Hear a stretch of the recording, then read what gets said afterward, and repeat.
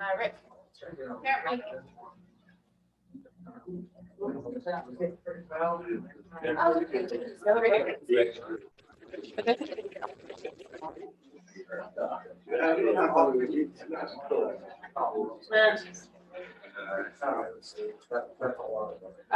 The Zoom, I think, just picks up from everything, right? If I stand here and talk, I think you're okay. It just, I don't know. Well, Well, fine. Whatever. Already done that once. So all right. Yeah, I guess the thing. So we're good to go when we get queued up here? Yeah. I mean, so you could forward. I appreciate it. Been a little bit. yeah, just briefly at the beginning, because I just want to mention. They said it was just gonna say, I talked to Eric. yeah. Okay. It's just, the camera there is my phone, I can hear everybody. Okay. Right. Tell us when to start. Give us a. Go for it.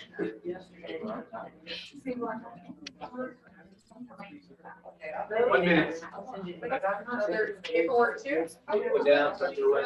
Yes, ma'am. You gotta look at it. Little secret.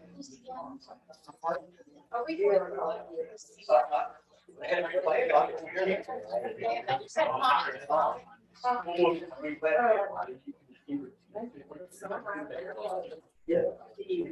Oh, yeah, I was like. I close the web. Thank you.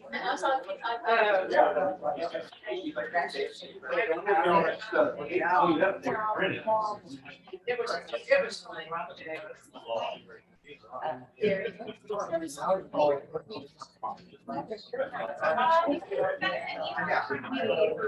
I probably did.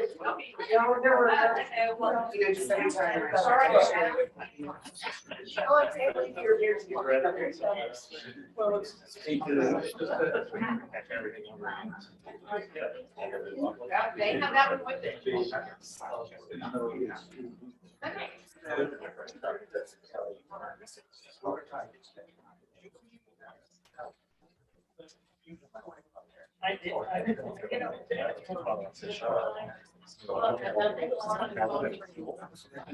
Oh my goodness, there's some big palm trees here. I have ridiculously tall palm trees in my neighbor's house, like they're ancient, they're huge. And they are definitely over what code is like.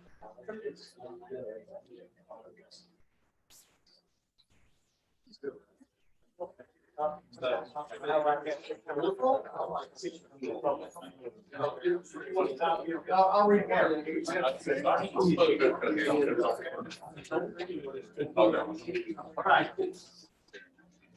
Okay. Good evening. This is the second CPAC meeting. We had our open house last night, and we have an exciting meeting for us as we get started this evening. But we had one of the CPAC members that wanted to make a few opening comments. Yes. For the record, and folks at home, you might say who you are and then make a few comments. Yeah, no, I'm Leslie Smith, and, you know, the meeting was a little bit contentious last night, and I did a little bit of thinking about it this morning. And looking at both sides of the coin, I do kind of feel that we might be skewed just a little bit in our selection, and I kind of feel like, I think that we probably need another builder on the board because it's honestly, I feel like it's, if we don't have good feedback and participation from everybody in the community, this is going to fail. And I don't want any of us to sit here and participate in this for 18 months just to have it turned down by city council next year. I really don't want to see that happen. And so what I'm proposing to do because it seemed like I had a little bit of a target on my back yesterday. And a lot of, I'm running for city council. I can understand there was some anger and, I may not necessarily agree with it, but I recognize it and I respect it.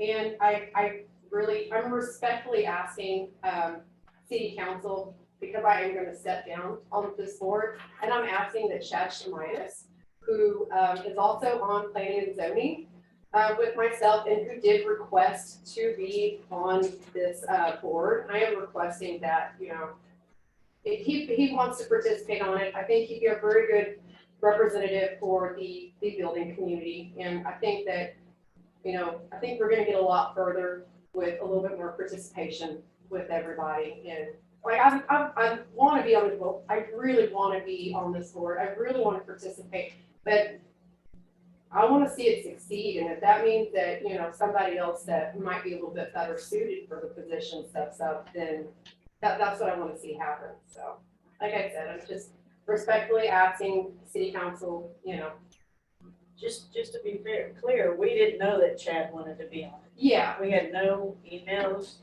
Yeah, I sent the list, I personally sent the list to everybody with the several that we had I never got a list. submitted.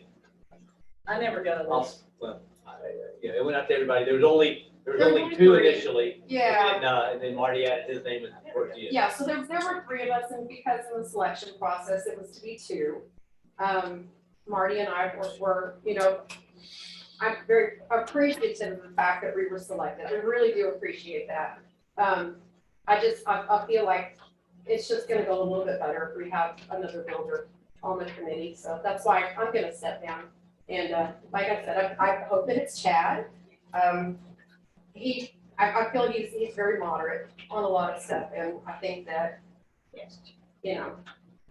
anyway, thank you guys. I appreciate you letting me speak. You bet. Thank you, Larry.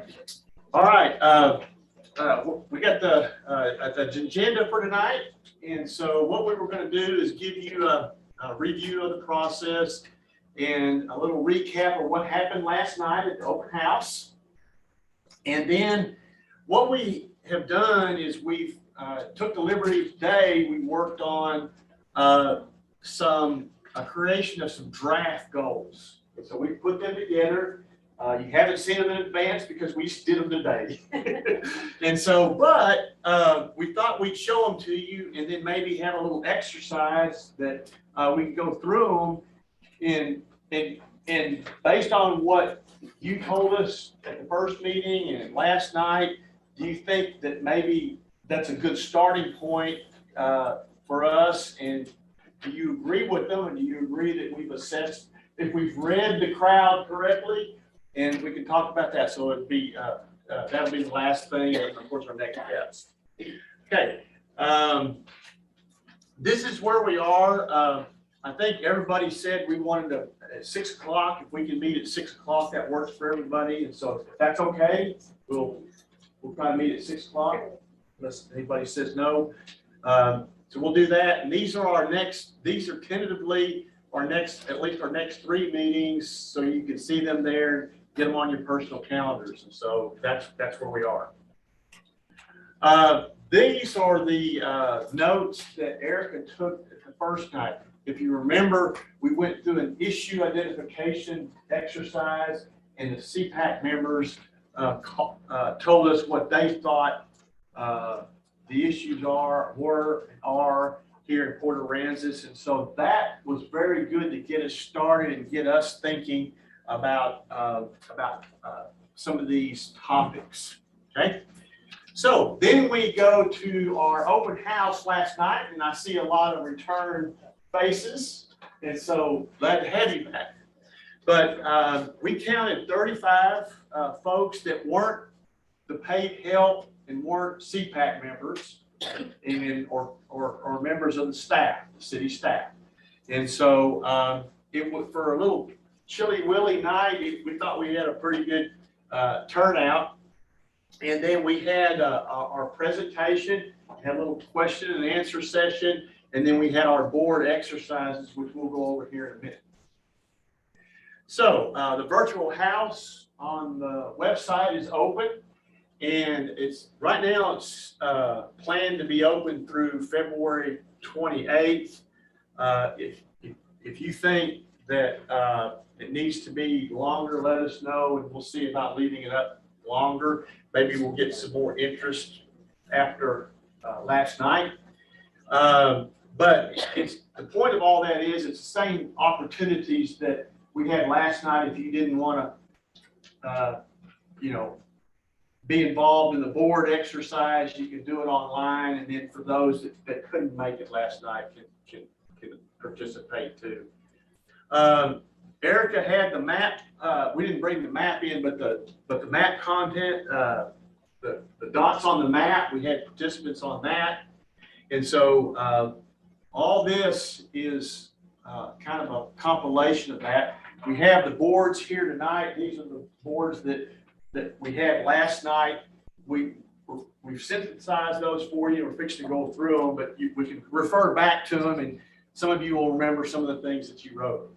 So starting out, no particular order. This was kind of, I guess, Erica, the way they were in the room, I guess.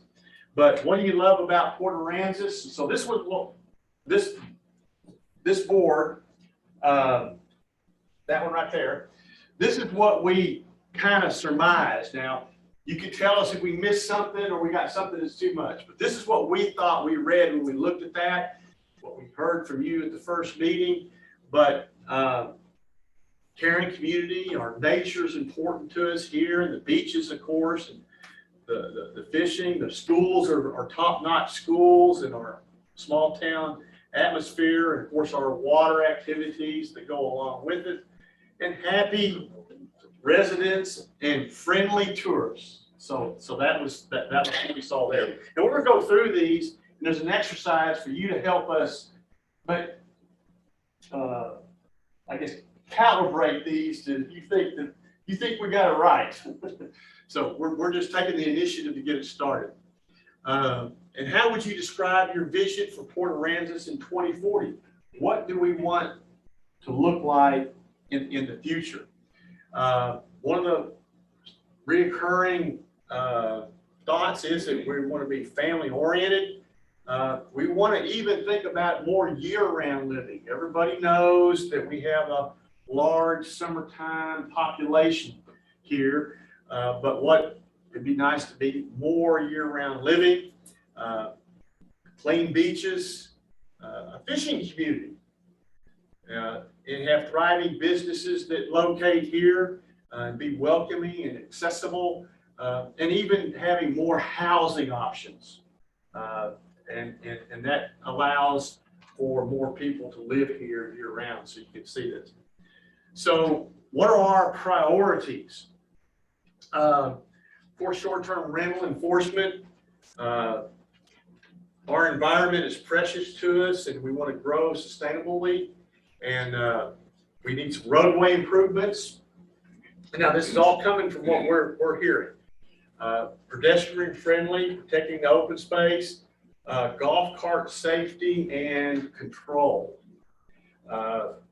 Mixed notes on dog beaches, and friendly signage, and affordable housing. And we've also retermed that a little bit about not necessarily affordable housing, but workforce housing. Housing that school teachers, firemen, policemen, other workers like that can afford.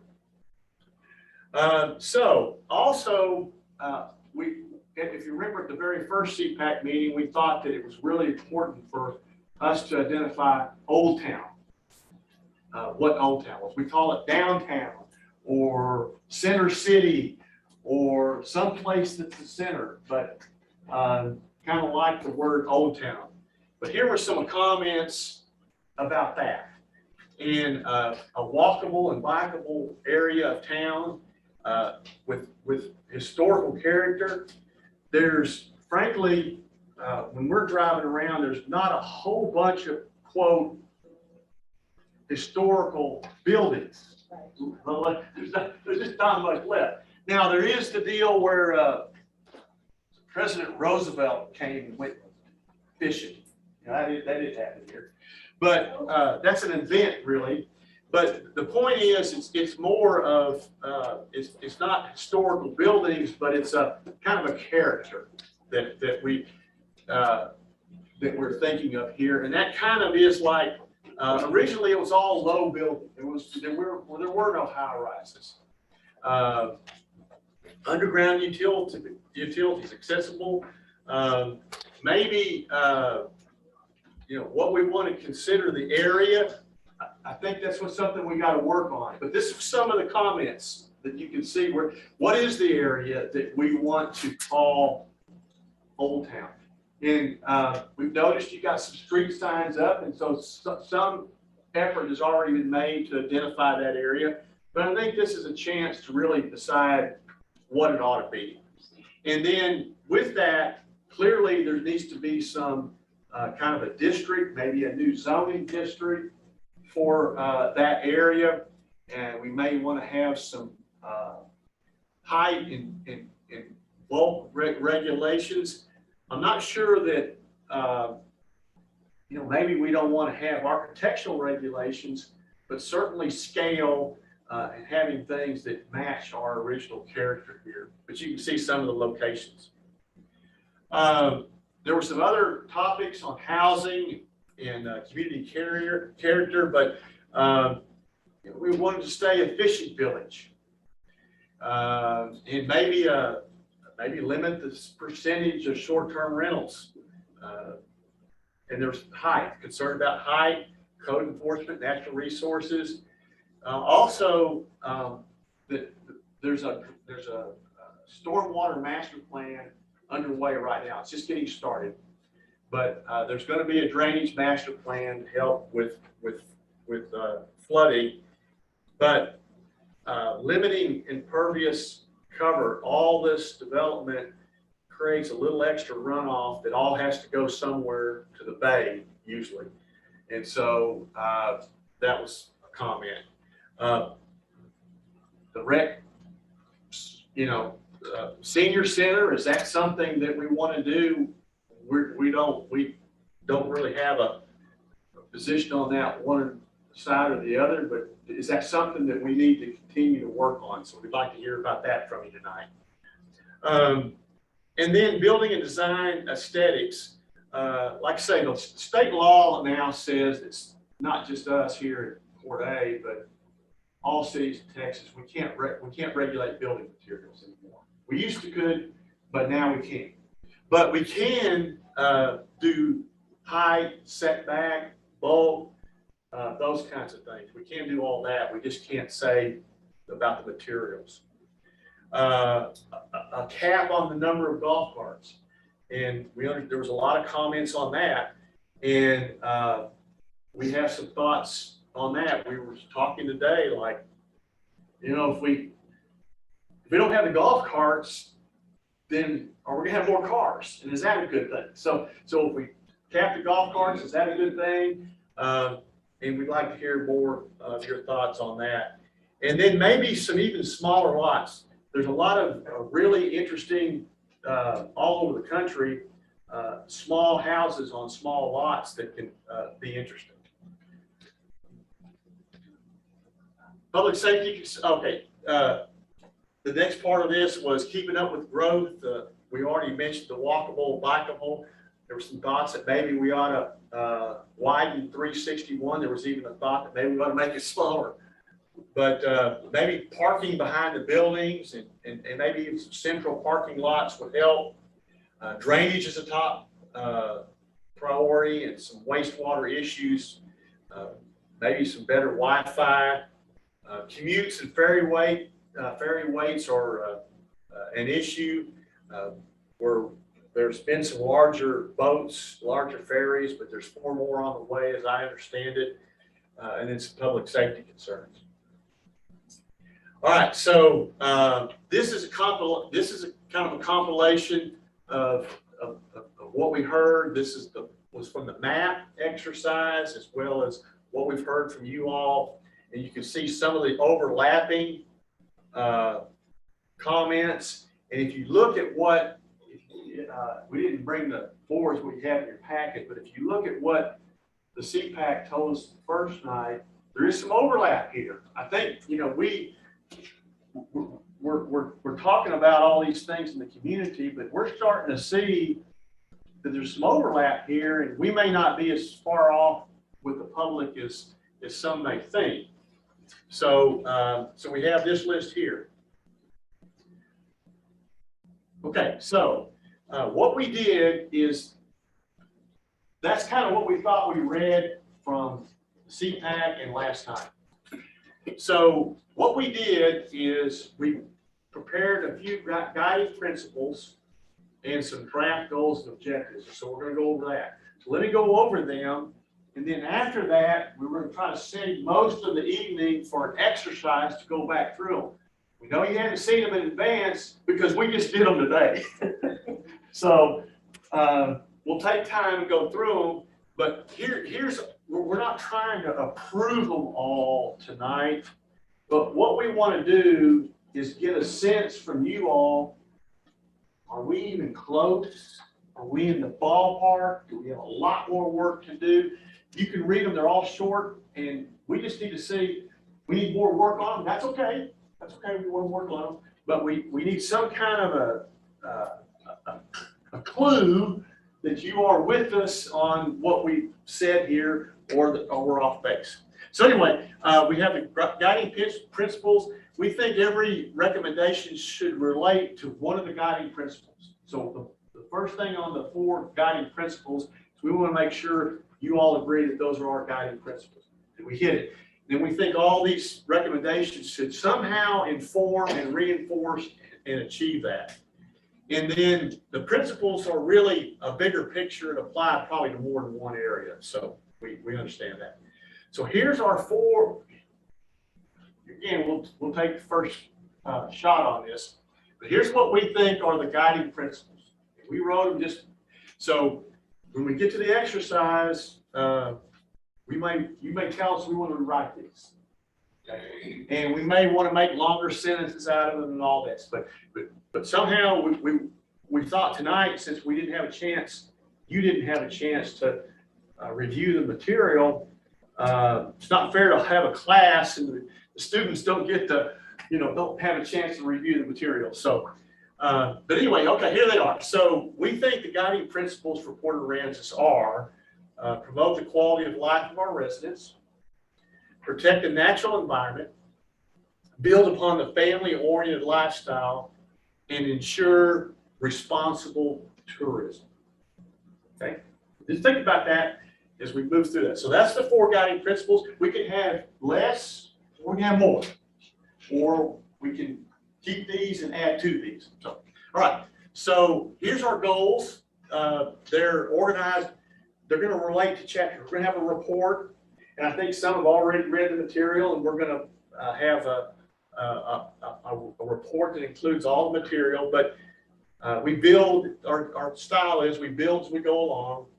And these are the chapters, and we're going to have goals that relate to all these chapters. And each goal will have a supporting strategy, an action or a policy, whatever we decide to call them. And so that's kind of how we're doing. We just labeled them so everybody could kind of get grounded, like land use is LU. And we could have, there's no rule here. We can have more or less, but this will allow us to kind of keep track of where they go with the chapters. And so the idea would be in the report, these would all be in the chapters, and we'd have solutions for and plan actions for these that would relate to these. So, for example, on land use, what we thought were good goals were promote the Old Town District, ensure compatibility between tourism activity and residential life. Thought that was important. Protect our environmentally sensitive areas and plan for new entertainment uses. Okay, so that came up with those. Now, on the housing, we wanted to promote or proactively support attainable workforce housing options, encourage a variety of housing types. Housing choice, we can spend a lot of time about what kind of housing, but kind of the best thing is to have some different choices on housing. We also thought what we heard was it's important to protect our existing neighborhoods. The neighborhoods we have are very important, and we want to make sure that we're protecting those. And then we want to plan for new quality neighborhoods. We want to do that as well. On community character, we want to build on our local identity and ensure a positive image through quality design. So here again, we don't want to necessarily tell everybody what type of architectural style they are, but we might want to tell them how big they could build. I'll give you an example. Maybe in the Old Town area, most everywhere is 3 stories now around the older part of Fort Aransas.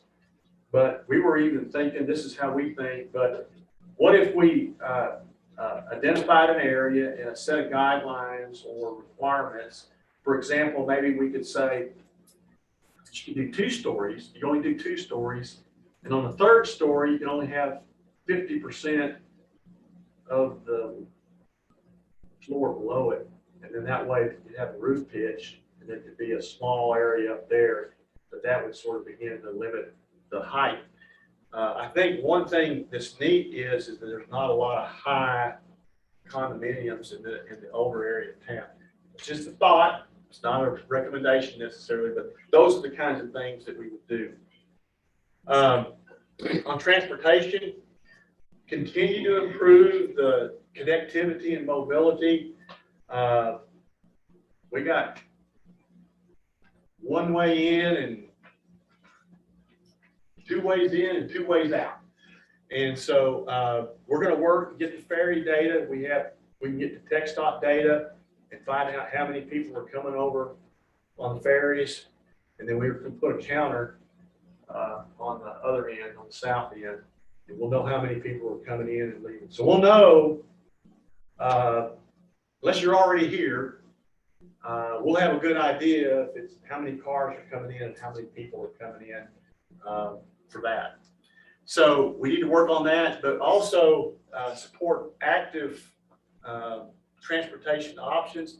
Active, really, we can get into all kinds of other things like bike or pedestrians or the trolley. We want to make sure that as we build new, everything, you got a small area here that can be ADA accessible, walkability, so we want to do that. And then eventually we want to plan for roadway design improvements. There was one mentioned, the right turn on cutoff there at Allister. That could be one of them. So there's probably more, but that's an example for that. On the facilities, we want to be sure to support city operations. We're talking about EMS moving from a volunteer fire department. I don't know if that's going to happen, but those are the kinds of things. I think you're getting big enough to where you certainly can think about that. Of course, public safety. On infrastructure, we want to always continue to improve our water quality, wastewater for existing areas, and ensure that those facilities keep up with growth. The thing about these kinds of things, they take a long time. Wastewater, like your treatment plant and all these other things, they take a long time to get them in place and build. They're expensive. So we want to make sure that if we're going to grow, how are we going to plan for that number? And we know it's a complicated formula. We got to grow, but we got to be able to have the waste water and the water for everybody that comes in the summer too, right? So it's going to be it's kind of hard. All right, so that's what we came up with. All right, so that's based on what we thought, we heard from you all, the boards, the online. So what Erica's going to do is she's going to be responsible for making the changes on the board here. So since we haven't had a chance to review these in advance, we're just going to put them up on the screen here as we go along. And so the exercise is going to be, why don't we just go through these and I think we can get this done. Let's go through these and then you tell us what you think about, let's start off with the guiding principles.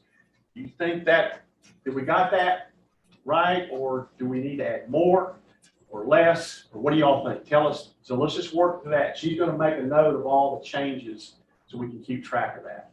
So you all tell us what you think. Close? Not close? I think you're real close. Okay.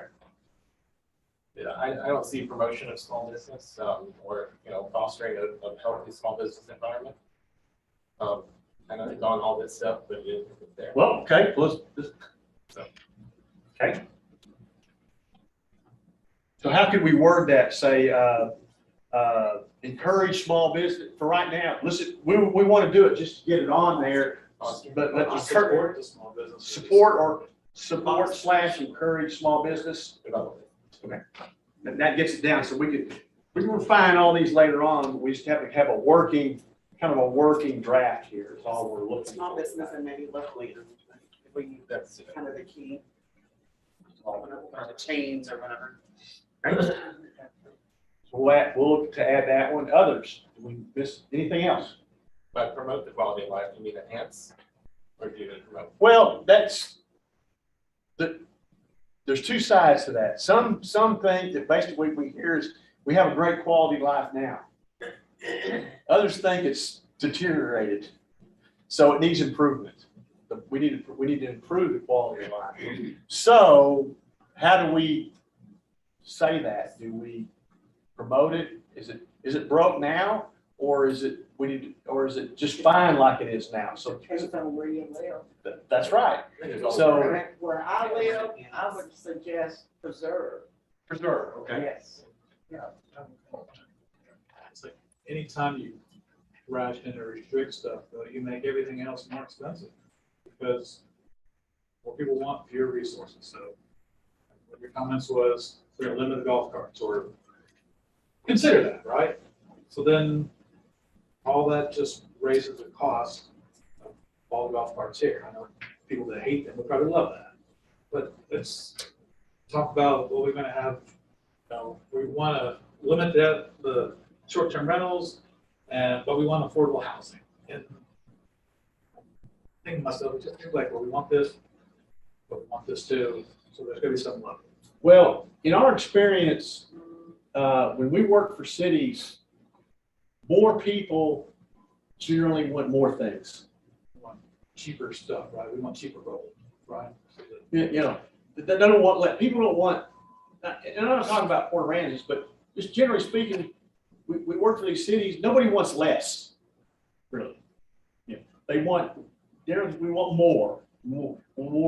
I don't know, more services or better this or better that. So we're going to have that going on, but all this is kind of converging on where we're going to end up with this is trying to create some kind of balance here that we can agree on that we have a tourism attraction here that likely is not going away. So how do we blend our precious existing quality of life that we have and blend it with a tourism attraction that's only increased over the last, 15 years. Really less. It's close, it's affordable. Get on the beach. There's not many places along the Texas coast. Maybe in Florida there is, but not many places on the Texas coast you can drive to the water. That's pretty cool. That's what I think. There's other places that have beaches. So, Do we want yes. it to be like Disney? I mean, that's kind of where this has been going, and then we're heading in a direction where it's, the fun, so let's just go jump on the golf carts and let's go just tear up through everything. And it's gotten too wild in summers to even be safe, and I do mean that, if it's not safe in the sense of just, I biking, just bike riding, sometimes you don't know what you in your vehicle or what you should do with bike. Because if you're on a bike, you're probably gonna get taken out, and not by somebody I know, but by some crazy little golf cart driver or whatever, or they flip the carts, the kids fall out. I'm sorry, I don't wanna get off on a rant here, but it's, I would say preservation of the quality of life for the residents matters And a lot. we may have to, strike a balance or a truce on the golf cart. Maybe, somebody complained to me that they're noisy because they're quiet, but they're running their, the stereos, or the music's loud. Well, maybe we don't allow them to have music on the golf carts. I mean, I'm saying you got a golf cart, but and then you gotta obey all traffic laws, which you're supposed to anyway. But, maybe Is it a do not kill law? and so maybe we have stricter, golf cart rules that somehow we spend more time and effort enforcing those. We can keep them off certain streets that they're not supposed to be on the 631. It's They're against not the law. supposed to, but they are. Well, it's against the law. They get a ticket if they get Well, caught. they get more warnings than tickets. Well, If you So- actually live on a street with the golf carts and the music she's talking about, it will rattle the pictures on your Well, wall. maybe, like I say, maybe we don't allow music on golf carts. That would hurt tourism. No, and I understand. That's kind of. Well, on it, you know? All right, so what are we gonna do? We're gonna, If they're driving a golf cart, they're doing it in their car. all right, what, Erica's reminding me, we're in the weeds on the golf cart. But anyway, you get the idea here. We're gonna have to have solutions for these. We're trying to manufacture these overarching goals right now, and then there's gonna be solutions for all this that come under this. And so, but you're on the right track. Does something fall in, do all these things fall into this some way? Quality of life is probably under the golf cart. Just saying. So we're actually running out of space. We don't have that much land left. When you think about it, by the time some of the shores gets built out, I mean, there's not a lot of land left. But there's gonna be redevelopment. There's gonna be some tearing down and things like that. That's it. You're on I an get that island. in 2000. You're limited. All our growth has to go south. That's just what it is. In the past, density used to be an issue. And I remember the Bartholomew report from 77, which was the last comprehensive development plan the city adopted. Very interested in density. Now, maybe that was a result of Hurricane Celia. I know forecasting's gotten better, but there was a time when you used to be concerned about being able to get off the island when the big storm was coming. You really didn't know if it was coming or not. But now you do. And within maybe 48 hours or something, I don't know. We didn't have a lot of warning. So there's always been a concern about the big line of traffic, everybody trying to get out of town at the same time when the big storm is coming. The density used to be an issue. I don't know, is it anymore? Yes, in the summer with storms, it is a huge issue. That's And density has taken on a new character with all the short-term rental units, yes. where you're cramming a whole lot of people into a smaller area than before. So that's the new density issue. But then what do if you want to build bigger houses because we need affordable housing? I mean, that's not gonna happen either. If you're not gonna build a bigger house, so more people live there, unless you increase density, you get affordable. They went to density in 2010, and just put it back to like it was before. Because it's just. Get back. Well, I think the comment that I heard was the density is going south. All that's on the plan now, what plan we have, which is really just a map. It's not really a whole plan, but it's all residential. So I think that going south, there needs to be probably some nodes of non-residential and then along 361. So that could be. But as these developments build, you can require for a certain percentage affordable housing if you want. That's what we want to do. So it's not necessarily bigger. I don't know if that's the idea. It's not the bigger, it's the number of units. And in a small community like this, we don't have to have big houses. We have small houses. People want to live here, and you're in some kind of the workforce that doesn't pay a lot. You don't really want a big house, but you want a small house with all the right things. Yeah. In my community. And so you will have some redevelopment, that there'll be some opportunity for that kind of redevelopment. But you're right, there's not a whole bunch of vacant land in the, what we call the core area here yet. There's not a whole lot there. It's true. Almost everything being built is short-term rental. I mean, you know, even if it's a small house or big house or townhomes or whatever it is, that's the going thing right now. So, I understand it. As I mentioned, me too. we're staying in the short-term rental Yeah. while we're here, and it's nice. And but what we're paying a week, I could see where if somebody had a house and they were paying X for if they could rent it out for a month at X, but if you rented it out by the week, you could get 4 times that. Right. I get it. I get it. And they still give you the house occasionally too, if you're an owner. So, but I'll tell you this, we're the only ones on the street. There ain't anybody else there now. Right now. Right now. Empty houses. Yeah, right now. We're at the end of Roberts there, and there's somebody next door to us, but there's all the townhouses there are right now empty. Imagine them all full. I bet, because they're nice. They're nice. And imagine the rental next to you has 30 people in it. Parking in your driveway. Parking in your yard. Yep. If you don't mind, the one thing I'd like to address, I know we're going to the draft guiding principles, but there was something that was on there about the city, I don't remember which one it was, and something I really should have written down last night. We've got to bring this city itself, and by the city, I'm talking about the city offices and everything, we've got to get our computerized, period, like into the 21st century, computerized.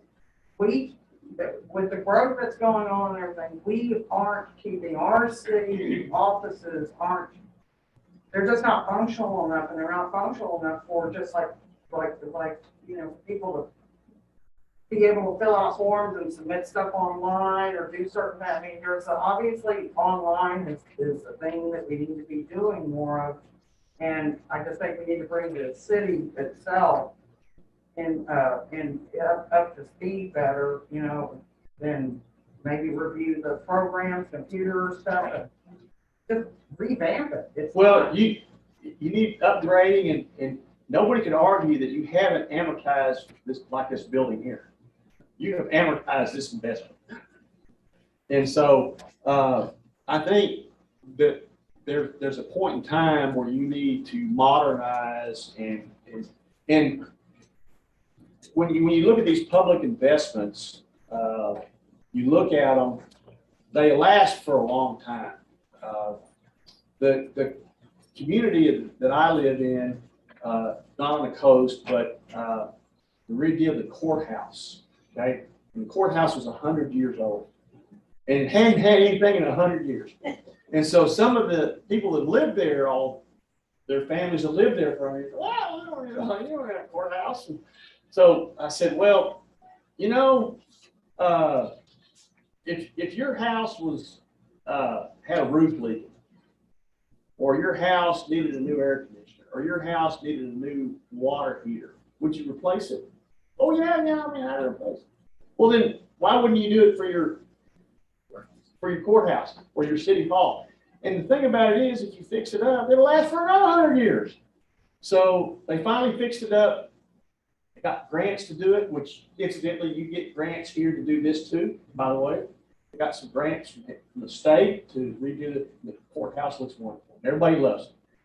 But we had a lot of complaints that public tax dollars and what do we need to spend it for? But now that facility is going to be good for another 100 years. And the same thing is going to happen for if you build a new city hall. It's going to be good for another 100 years. It's an investment, and I can tell you that generally speaking on these kinds of things, nobody looks back 20, let's just say you did a new city hall 20 years ago. Nobody today would be sitting here in this room going, I really wish we hadn't built this city hall 20 years ago. Very, very rare, every now and then, but very rarely do people, when you make these kinds of capital investments, it's hard and painful, but somebody 20 years from now is going, somebody was pretty smart back 20 years ago to do this, whatever this is. And so I would like to think that maybe with that we would be thinking about what do we need to do to keep our community current with the services that we do need. And so I think that's worthy of thought. So anyway, but all right, what else? We got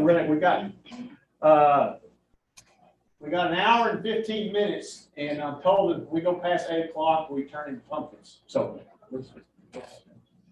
anything else for right now, anything else on guiding principles?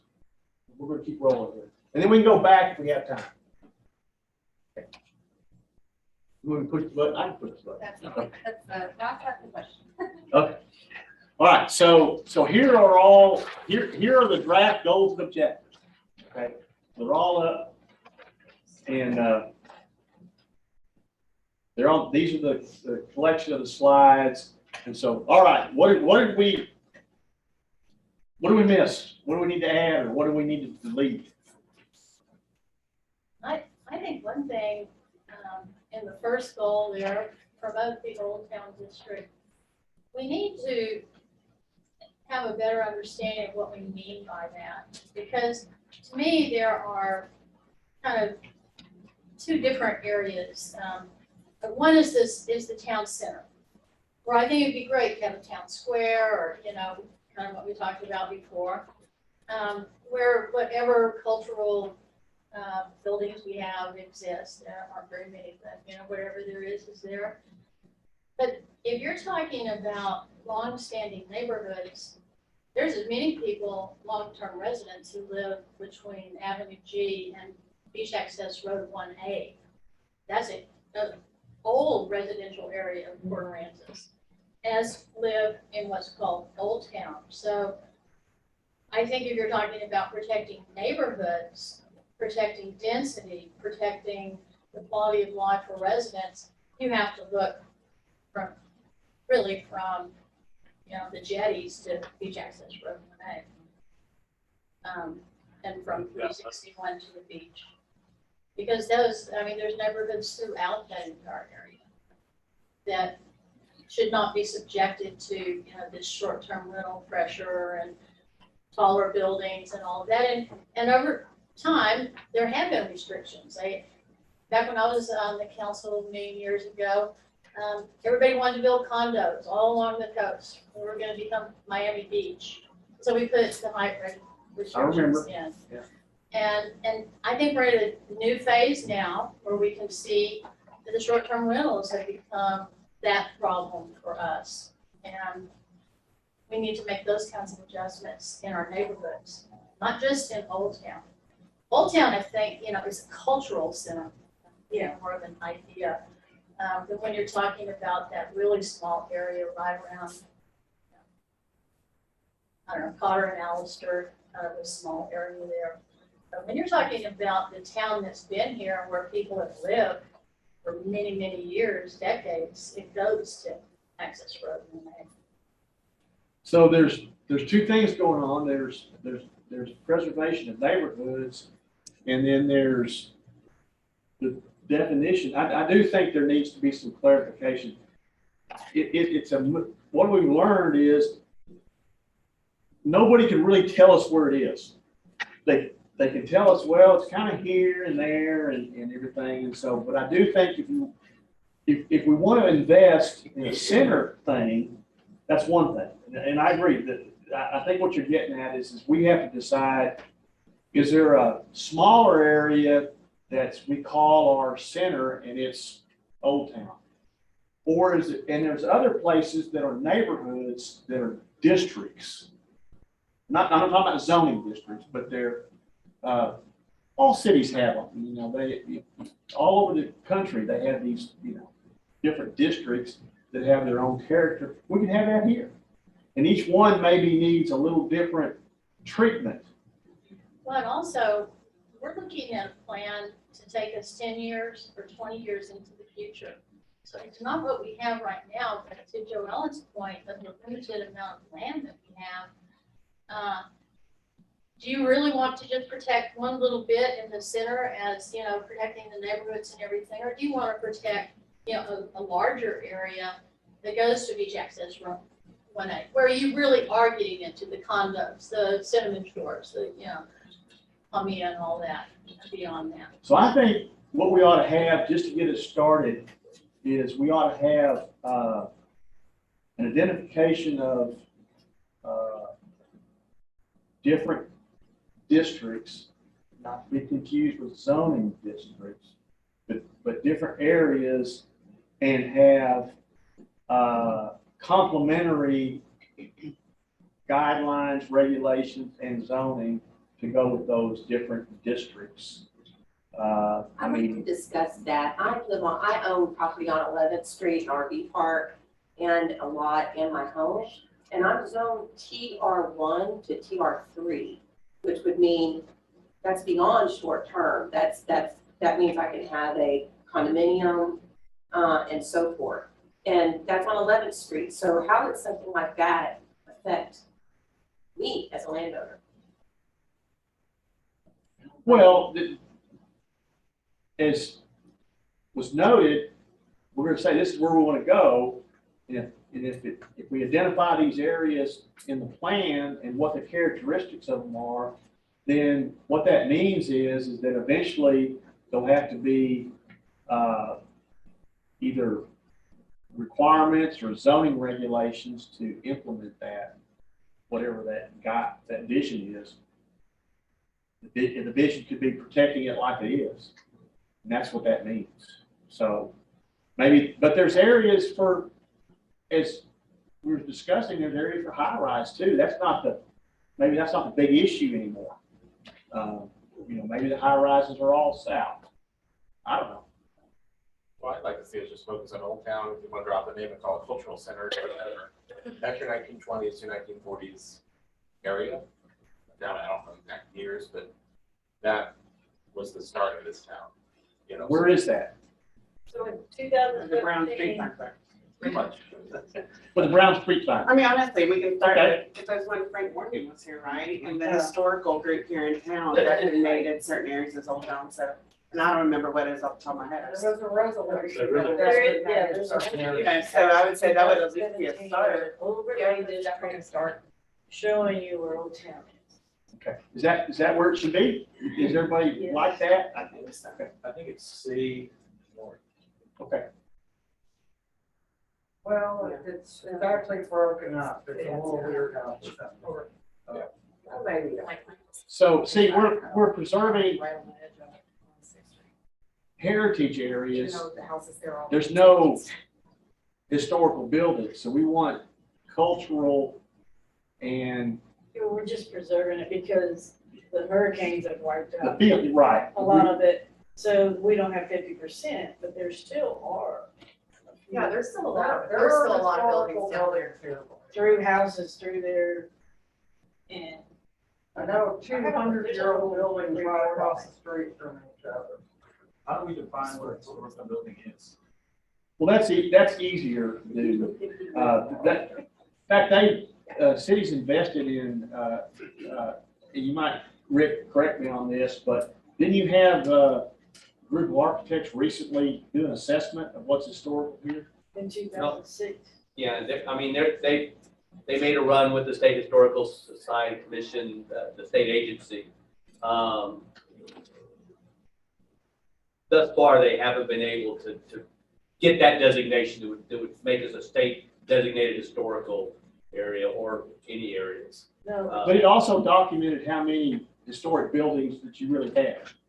Yeah, I heard the whole report. Yeah, so we know that. Is there a resource maybe that could be made available, like on your website or something, to look I at? don't know why we couldn't, our IT person, we So can they- download that. Can we download? Yes, okay. The recommendation. So here, that's a good point. So these things we're talking about, like the 2017 ordinance, that other ordinance, we could get, if you want us to, let's get them online, and then that way y'all can look at them, and we can start getting educated together. So they said you couldn't claim it as a historical district because of the 50%, but they recommended that you preserve that area, make a preservation. They have different names for them, but, I mean, I'm not saying you compare them to Dallas, but Dallas has like 50 conservation districts. And they're not, they don't have historic houses. And so it's a big residential area also too. There's more residents in there than. So what they try to do is preserve the look and feel, which is what we're really talking about here. So we want to preserve the look and feel of these areas, and we realize they'll be different. Some of them will be a little different. And then the town square. Well, yeah, and Problem then, is, most of those buildings, if they were damaged, no way to be able to be rebuilt, because none of them had stone grit. Not asking them for that. No, but I mean, that's what, you're talking about 20 years, it's gonna happen. So, it's something to think about. well, yeah. So sometimes the center of the community, and maybe Old Town District is too broad, but, it is nice to have an area where some cities have just spaces, and you can have a amphitheater and little festivals and, even bands and, things can go on there. And one thing about here is it's still close enough that you can walk to it, and people can walk to this area and you have even, food trucks are a big deal now. I know in Austin, they've got a place for them. And so you can have people walk to these little events. You've got all kinds of things going on here. So have an area for that. And then be a place you walk to, not drive to. I think the question was raised earlier though. We talk about Old Town, the place where these houses are. We're talking about the city center. That's what I'm getting at. If we're What's the talking about balance? city Center, we don't need to talk about zoning ordinance for condos. What's designated as Old Town. So we've got that up there. Are we talking about the town center idea, or are we talking about Old Town? I'm trying to figure that out because I think the thought is it's different. They're different. We don't have to have, the area for the neighborhoods is different. And right now they're identified with the sign. But those are neighborhoods. That's not the center, right? We were talking about. It's in there. I mean, it's on the main street. And you're right, all the streets that go into these neighborhoods. But is that really the center? Because it seems like every event is either starts or ends with a Robert on the car. Well, what That we're to me is thinking like the about center. for Old Town Center is with a museum, the community center, and then we're purchasing property to make a park or something. So is that going to be where we were thinking the center is? That's what we were thinking, which we're gonna have the community's input on it. So the center, we could put it up here just for have a point of argument. Yeah. The center is the museum, what are the other things? Community center, The art center. Addressing everything at Port Aransas centers on the Presbyterian Church. That is 100. Everything north, south is based on That's the the Presbyterian center. Church. and that's where this area that you all have been thinking about. Yeah. It's a little south. but Area not from much. the Tarpon Inn on Cotter over to about the Presbyterian Church, really. Yeah. Yeah, That's about it. So you get the art center. But that's, that's it. So if we were gonna make that the center, it would be an admin It's like a place. main, like a main. Where you go back down to the Marina. And it would need to have a place where people could walk to, have a festival, and park golf carts. Has street And parking. there's no parking. That's, There's no but that parking. whole I wish I. square is. And what do those residents around there think about that? So, I mean, I'm just telling you this, we need to think about these things. But if we limited the cars and you had to walk to it, we could have, you know, you could have parking lots at different areas around here. And people could park, you know, they're talking about even making a parking lot across, Port Aransas goes across the channel here. Now, Yeah, we for like- want that to happen. Yeah. but Well, then let me what happens- tell you, I'm it won't sorry. happen right now. We want that to happen. But the court is not gonna do it, but believe me, we want that to happen. Well, the port's changed in some areas. They're pretty high-handed now, but, because they are an entity.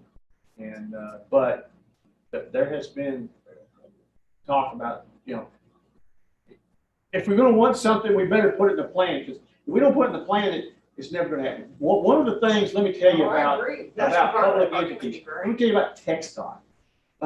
The first thing you gotta do, and maybe we don't have that road, but it's an example. If you want a road and you want TxDOT to help with it, the first thing you gotta do is get it on your plan. Because they're not gonna come in and sort out public sentiment. Neither is the port, neither is all these others. They're gonna leave the public vision and goals to be determined in this environment. Whatever's in this plan, that's what you go and get things done with. So the plan is gonna be a vehicle for you to do these other things. So that, these other entities, they're not gonna come in and try to go through a process like this. They will not do that. Or don't care what we want. Yeah. But once you have the power of this council adopting a plan, and then you send your emissary, and the emissary can be a number of people, but they're holding up this plan that's been adopted. The emissary could be the mayor, a member of the council, P&Z chair, the city manager, whoever. But then they're carrying this and say, look, our council's adopted this is what we want. That's where you begin to get these things brokered out and start going. Well, then So you're here- not gonna get anywhere unless we decide what it is that we wanna do. And then, as you've seen, like after Harvey, there are grant monies out there. And there's more grant monies in Texas right now for coastal communities than anywhere else. And you can leverage it when you have a plan like this to get stuff going. And you already have. You've already benefited from it, but we could do more. So one of the challenges I see is we're not part of the regional planning organization because of our population size, but are there workarounds for that so we can become part of an MPO and have those transportation access? That's the only way to do it is to get our act together and get unified. So is that gonna be on here? Well, let's put it on there. Okay, so we want to be part of the. Let's put it part of gaining entry into the MPO, which is, it's a metropolitan planning organization. Let's put it on there. We may change it later. Let's get it on the list. I'm just trying to get stuff on the list. Well, then, I would say then Harbor Island, you definitely need to put Harbor Island on the list, might as well do it, and just say, what it's really good for is for parking, in fact, that's what the railroad commission will tell you too. Pave it, because that's about all you can do with it, and everybody can pour a bunch of concrete over there, but it could also have a boat ramp, and that would be something excellent to have. Put them all on golf carts and run them across on golf Well, carts. I thought of different options. No, it's less cars. It's less cars. It will help. Yeah. If people are parking over there, it will help. See? Going on. I mean, even the short-term rental businesses could say, okay, y'all can't have your 10 cars here, you're gonna have to take, they could reserve spaces for the, I mean, there's a whole lot that. I tell you what, we're gonna have to start thinking like that if we're gonna make any difference. I mean, so what is it that's bold that we could do to Yes, it's wrong. benefit us, us as the people that are here now? We don't have any, I don't know, in this audience here, there's probably not any, there's not any tourists. Eric and I are the only tourists here.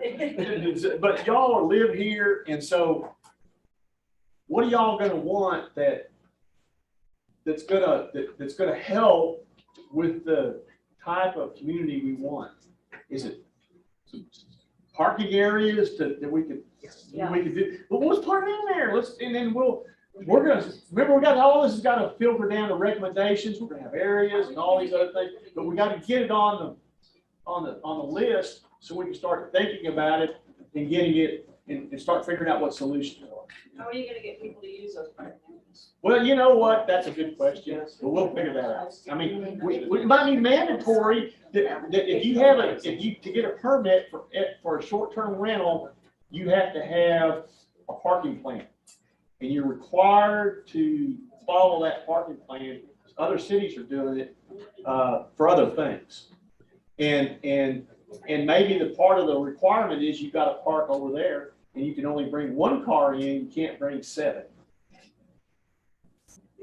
And then there's an enforcement issue there, but if we get stickers and you get one sticker, and you drive down an area and there's 7 cars there and only one's got 7, the other 6 get parking tickets. I mean, oh,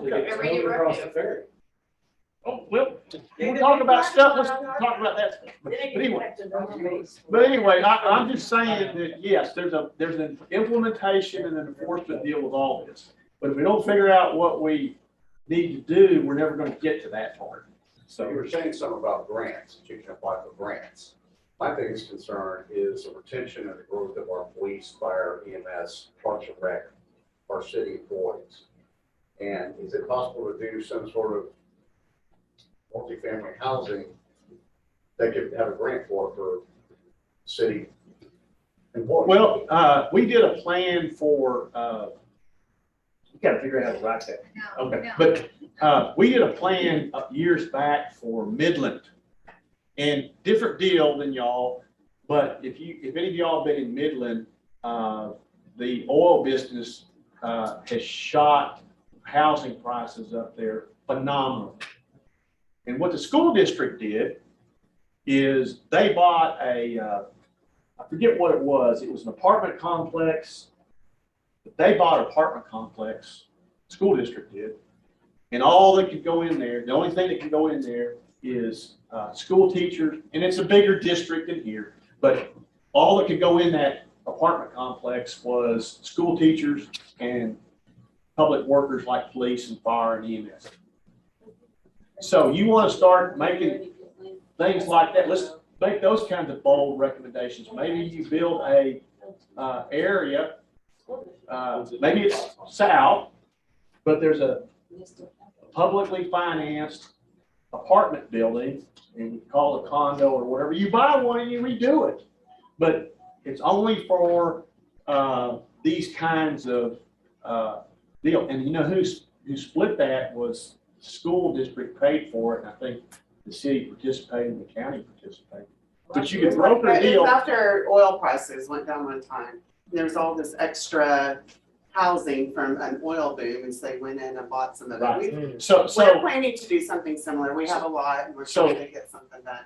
And so they even brokered the deal out that they said, okay, and the numbers aren't important, but the theory is, but the school district paid for 1/3 of it, and the city got, so the school district got 1/3 of the units, and the city got 1/3, and the county got 1/3. And then that's what they did. But and they own it, so they could say, okay, you got to be an employee of the county or the city or the school district, and you get to put in for an apartment. I know as the future goes on, for instance, it's going to have more residents. They're going to need bigger police force, more fire, more EMS, and nobody wants to drive from Corpus or from Aransas to go to work. Well, then we got to start doing stuff like that. Because the retention rate's That's why they're losing people, because they don't want to deal with the victory.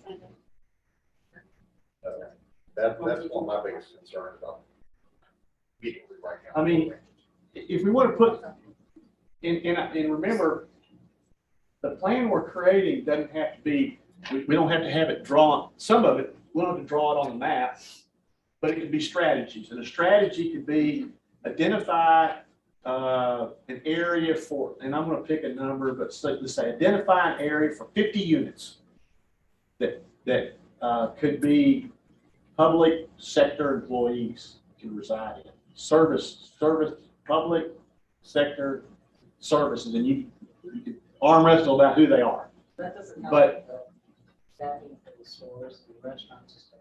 Well, okay, that's another issue, but we gotta start somewhere. So we gotta do that. Members may be waiters and waitresses and. But I like to call it workforce housing, yes. I mean, I agree that there's an issue there too. Actually, I think that's a great idea, and I think we should pursue it for the city staff and EMS and police, because that's a big problem here, with them not being able to find, housing here. So, you know, anything like that where we could do some public. And with the public monies, if it's possible, that's a great idea. In private workforce housing is nothing new. You can go to the West Coast, go to San Francisco, where housing prices, you think housing prices are high here, they're insane in California. And so when you build out there, a friend of mine runs is head of the Reno Tahoe Planning Commission up there. And when somebody comes up there and builds a multi-unit, they have to have so many units that are for a certain rent that anybody can rent.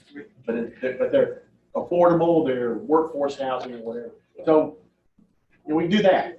So that's the way we're going to have to, unfortunately, we're going to have to subsidize it. That's what it is. But you're going to have to get strong. If the demand for the STRs are that much here, then we better leverage it. And then we better get thinking about on this drainage plan, there probably needs to be some drainage impact fees. And you're going to have to start, you're 4,000 people, and you can't afford to fix all this stuff that 80,000 people require. What about emergency services? Does that belong on here somewhere? You know. Yeah, I mean, we I think we talked about it on PF1. Is it PF2? That's fine. Some of this stuff we could put under there. So just think about, we don't have to get all the details. I'm just trying to get the broad impact.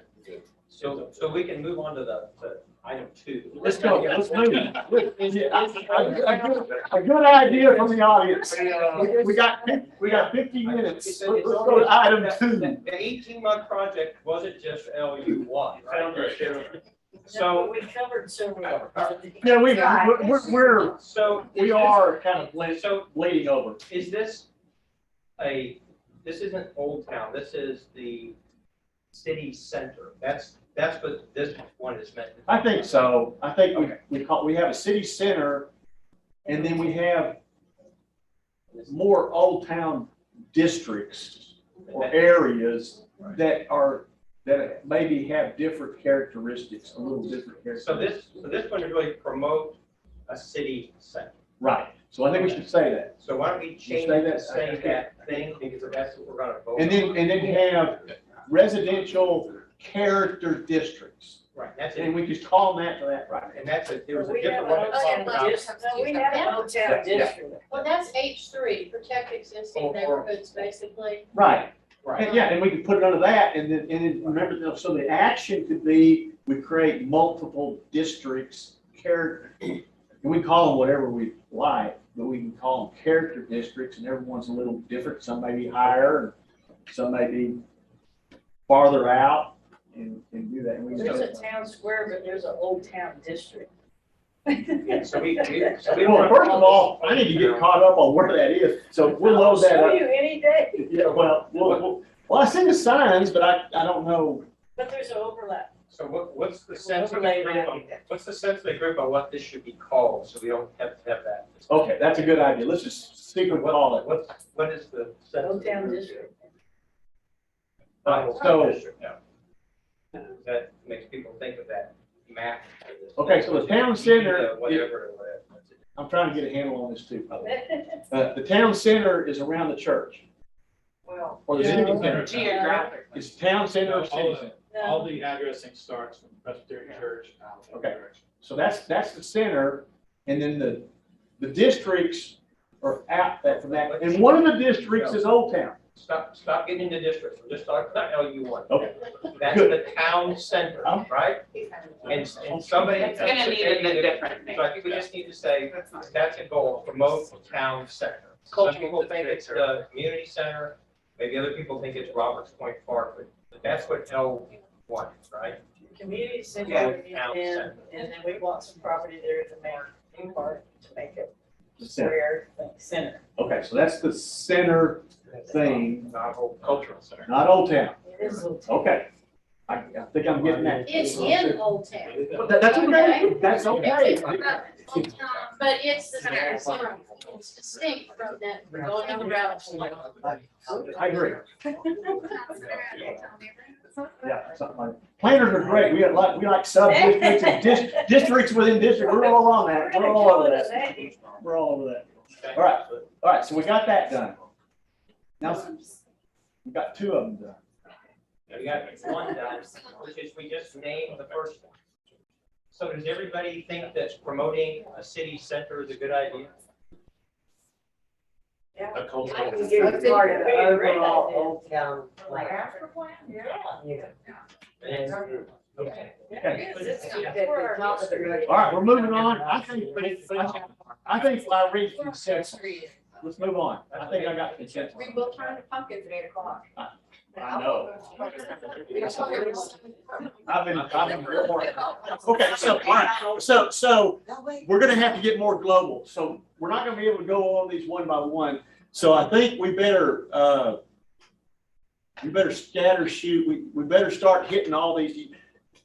You're gonna have to get this done in 50 minutes. You're gonna tell me we've got problems. Did we miss one? Name one we got. Okay, yes, sir. You can eliminate the last two, I-1 and I-2. That one. That's maintained by the Oasis County Water District Number 4, which has a board of electors, board of directors, which are elected. We just had a opening on nobody's file, for this time, and we plan and we maintain for water and sewer and water. Well, let me offer this. Would it be better to say, let's develop plans that inform the special districts or something like that? In other words, wouldn't the city's best value be to create a plan so those districts could do better at understanding where the city's going in terms of growth and all that kind of stuff? Sure. And so maybe that needs to be renamed to provide, inform, what would we say, the districts, what would we say, the utility districts, or inform the utility districts by developing long-range plans that guide density and locations. That's what they need. Something like that. Run that by me again. Well, we got to develop. It's just like our stormwater guys. We don't do stormwater. I know, but I'm just telling you. Actually, they're not guys. They're women too. But anyway, our stormwater group is what they're doing is they're developing data, but they can't finish this stormwater master plan without our future land use plans. Because that's going to tell them where the land uses are and the thoroughfares that the road are all going. They won't be able to finish it without our future land use plan. Still not following. That's where all master planning begins, is long-range planning, either water, sewer, or. Well, we do that. We do that. Okay, well, where do you get your land use plan? We don't have one. Okay, well, here's what I'm trying to make. He wants to be your. Well, I'm saying, what we can do to help you, we as the city, okay, we're the city. If the city gets its act together and says, this is where we want to be, this is our neighborhoods, we're not going to grow higher here and all this other stuff, that helps you do your job better. Okay, I think we do that. I mean, we have different boundaries. We have the entire state. So, in a way, I'm agreeing, we don't need number 1 and 2, we just need to agree to coordinate. Oh, yeah, perfect. We do that already. That's what those two But he just do. wants to make sure that it's. I mean, back in the old days, when we still had the plain sewage pipes in this town, we replaced them all with PVC. whenever the city was gonna repay the street, we would say, please tell us. Because we'll replace that clay sewage line with PVC before you build your street. Exactly, We've been doing that for years. exactly. And they have done a good job. All the surrounding areas that had water boils, water in the system. So it's more of a coordination and exchange of information and that kind of thing. Okay. And just for public knowledge, we've told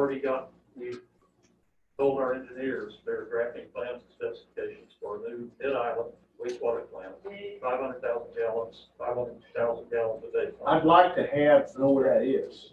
It's So we 10 can miles put, down the road. so we can put it on our map. More importantly, already permitted approved like Oh, it's DCEQ. Permitted back. That's real important. Yeah, It was permitted in the 80s. Real That's important. how far ahead this district plan. Is there a document that y'all have prepared? Okay, that has that? But y'all have a master plan. Yeah, y'all have a master plan. Oh, yeah, we have a master plan. Okay, we'd like to see it. Okay, I can do that. See, it's part of this is an example, it's just part of getting on a communication deal here. You understand, that's all that's what we're trying. All right, so We're taking- another, I'm taking notes off. You Okay. talked about business environment, so one of the comments that comes up all the time. okay, now y'all don't have a chairman, so I'm it right now, so we only need to let one person talk. Yeah, it's okay. Doesn't have to be me either, but one of the items that comes up quite a bit is, people who live here, long-term residents, thriving business community. We talked about business a little bit ago, but I don't know that it fits in any of those items up there. But if you're gonna want long-term residents who live and work here, then they're gonna have to be something they're working to do. So I think that item that was mentioned earlier about the right business environment needs to be added to our draft goal. Okay. That's the way we want to encourage a lot of what shows up on this up front there about people living and working in a surrounding place to work. It's unpleasant to drive from Corpus Christi to here or Aransas passenger, but it's probably just as unpleasant to go the other direction. If here we're going to work. No, that's really not the mentality. You know, they will go to work somewhere else. Yeah, but it's not pleasant. It's not pleasant either way, during the ferry or the island road. It is a beautiful thing, and that is why people live here, because they don't want to live in 45 minutes. But, yes, we have a hard time attracting people here, and I think before the business almost is that housing. I mean, we got lots of jobs here, but it's just hard to attract the people that worth their time and effort. Why is it hard to attract? Because there's no housing. Big part. Great school. Because of that driving in, it's like he said, driving out is bad, but driving in is almost hard. I think we need to build another bridge. Yeah. If you afford to build, I thought just because Okay. it's a perspective thing, and it was based upon your comment a long time ago, before we got back on the old town, when you said that 4,000 people are trying to support 80,000 tourists. In fact, and we used to always have to say to go to school, that's because of Robinson and all that. That's not really what's happening. The real thing is, we need to look at those 80,000 people are supporting the 4,000 people that live here. No, they're not.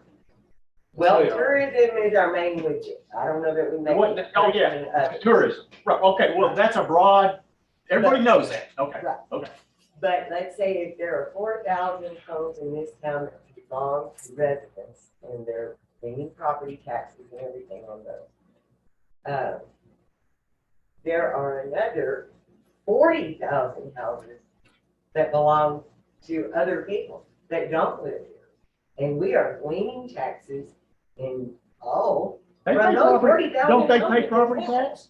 Yes, they do. Yeah. So Okay. that's what I'm So saying. why aren't they equal? Little, Because they don't get a voting right, because they're. They don't get to They own. vote. The 4,000 agree with gets that. control of 44,000. Sometimes you'll have a couple that one will vote where they live in property. I'm not gonna say Okay. because they don't live here all. But they don't live here, but that's what I'm saying, let's kind of tweak the perspective maybe a little bit, think about the 4,000 control the 44. But their friends are coming in and they deserve the same things? Their friends happen to be STR, yes, but they're with the same. No, I'm not saying about how they should be. But you're saying we wouldn't have 26 restaurants in town if they didn't have 40,000 tourism coming in, right? And then those 26 restaurants wouldn't be hiring 260 people or 500 people because they wouldn't need that for just the 4,000 people here. So. Right. We get to benefit from that economy of scale. You see what I'm saying? Yeah. And we got the control over it, like we said, we're the voting entities, the residents of town, blah, blah, blah.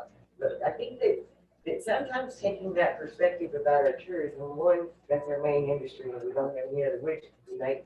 And two, just that we need to look at it, that they're helping to support this whole gig.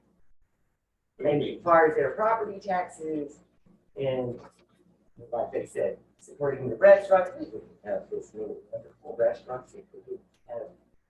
See, that thought is, that's really what we're trying to do, is figure out how to leverage this industry. It's not going away. Right. We need to leverage it for the enjoyment and improvement of what the full-time residents feel is important. That's what we're trying to do. And in reality, that's what a lot of your second homeowners and everyone is coming here for, that same aura. Not everyone. I mean, obviously, we have people that want to drive around with those shirts on. No, I know, but you see Men what can I'm do saying? that. That's what really, when you get down to it, that's the aura that they want. So it's very important for us to maintain that and then try to guide our tourism to maybe, and I know our police force and different agencies help with that, but you get rid of, you've got it up here in all these things. You've got that in there. Yeah, we want to guide our tourism a bit.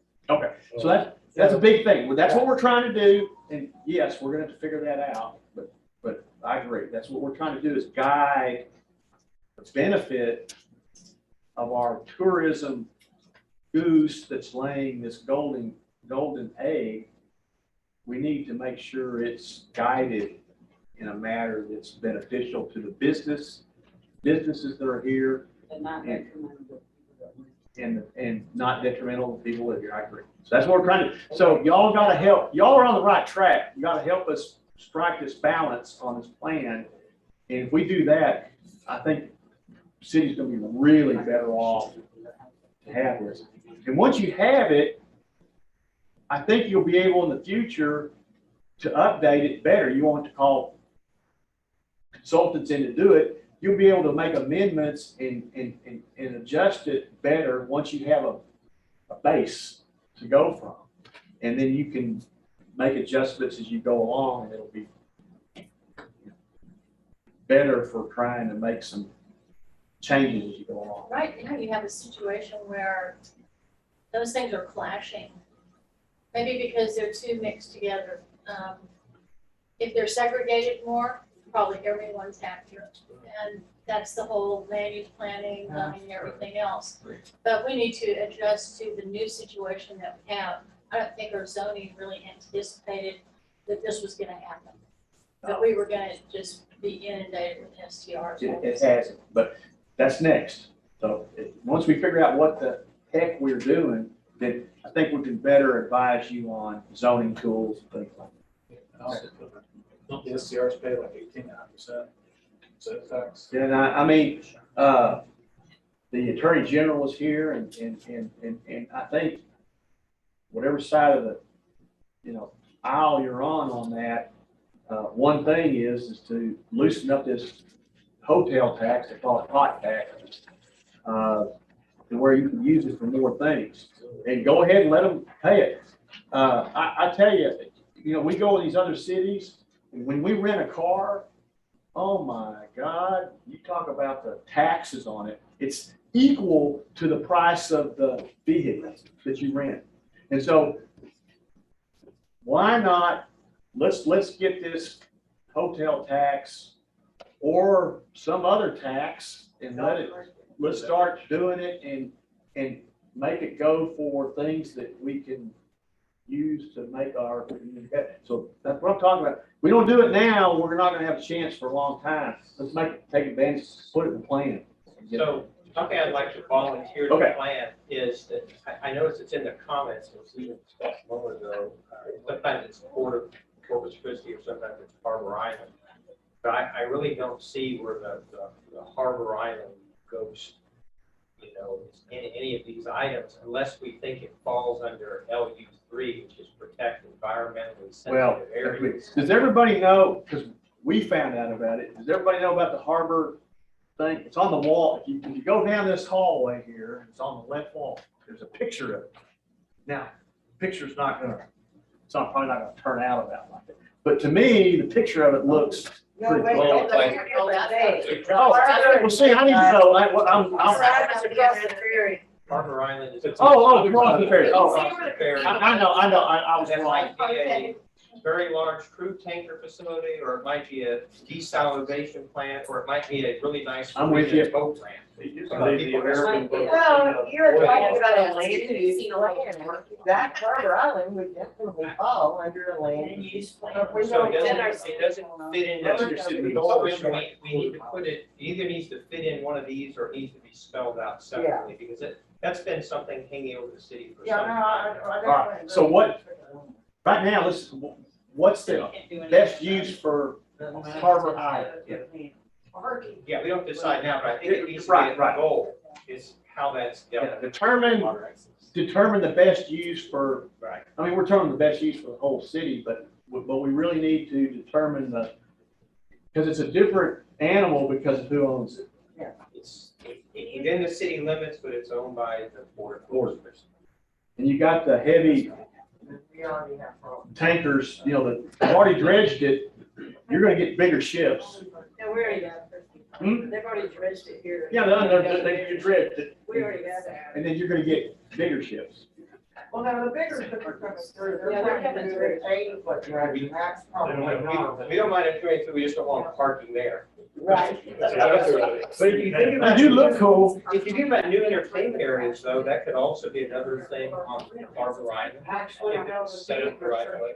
Do you know where our city limits is? I mean, from like Southern Shores, you know where our city limits is? Well, it goes all the way to the south. It's a long mirage. It is a long mirage. So Yeah, that's the what old water tower. It's like it's 15 minutes out of town, really. Is what? It's already, most of it's made to be flooded. It's only allowed. But is that Corpus or is that? It's to our city limit, that property's blocked on both sides. Yeah, but doesn't Corpus? Corpus goes to down the end of the Island Road, but Right. our city limit stops. But they butt up but Corpus city limits, and your city, don't they butt up together? Yes. Okay, all right, that's what I They didn't use to for a long time. Our city ends right down there. That's not what. So I'm just saying, all that. No, land it's is Long Mirage. produced are gonna be, Yeah, Long Mirage is in Aransas. It's And I'm pretty sure our, and the city. I'm just going like half a mile or quarter mile of Harbor Island. A couple small. Yeah. Oh, yeah, we It goes down like this. Yeah. Which on protecting environmentally sensitive areas, the property she's mentioning, the 67 acres at Charlie's pasture, that's one of the few areas that we do own and have some control over. And I think we need to think very carefully what we do with it. Yeah. When we're thinking 10 and 20 years in the future, there's just not gonna be any open space left to acquire.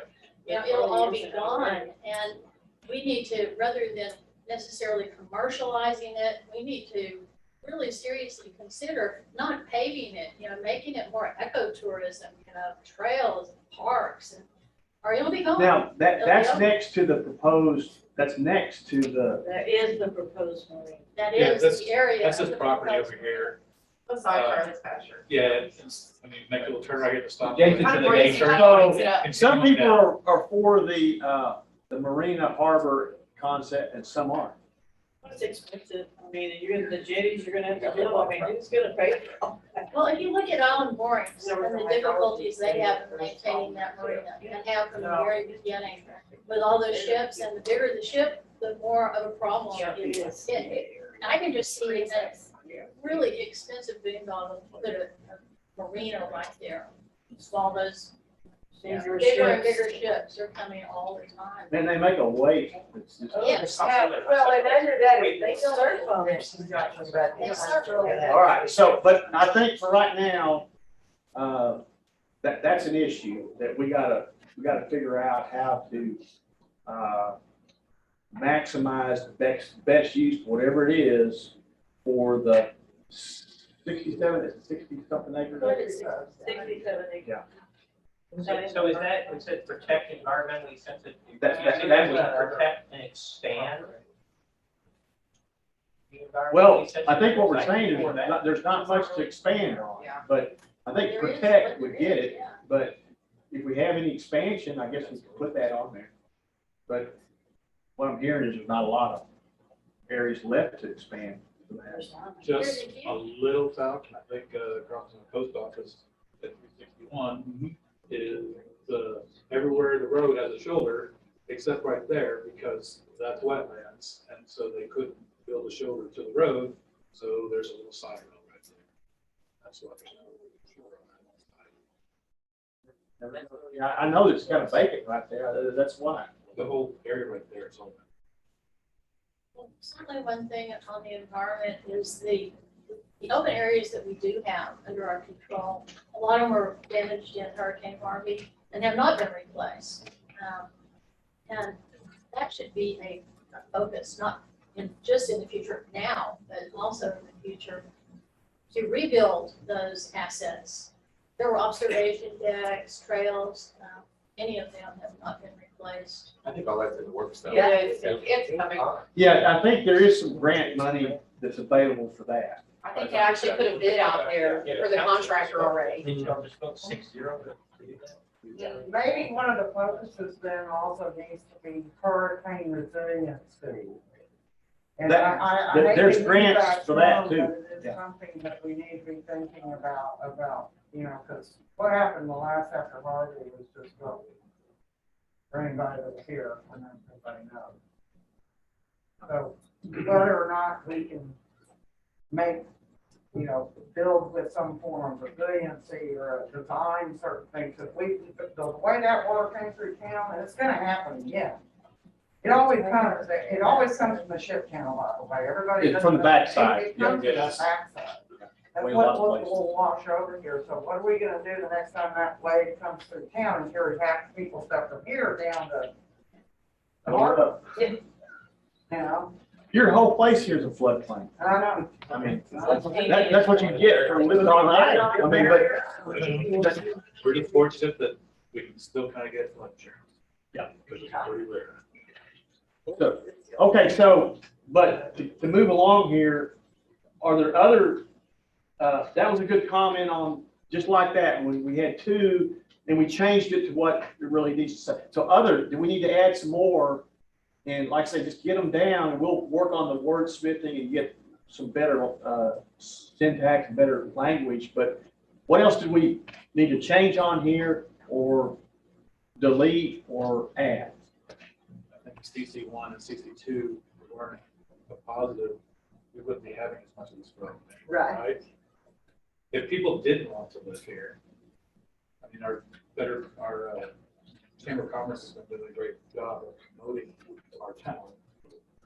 And that brings people here. In fact, they had us put brand new signs up right after Harvey, and on down Porter Inn, it's because we want you. But, You still bring your golf cart. yeah. But I mean, that's, it's like, I just. So the STRs are mentioned, a zillion times before, but it's not called out specifically here. So what were y'all thinking for STRs?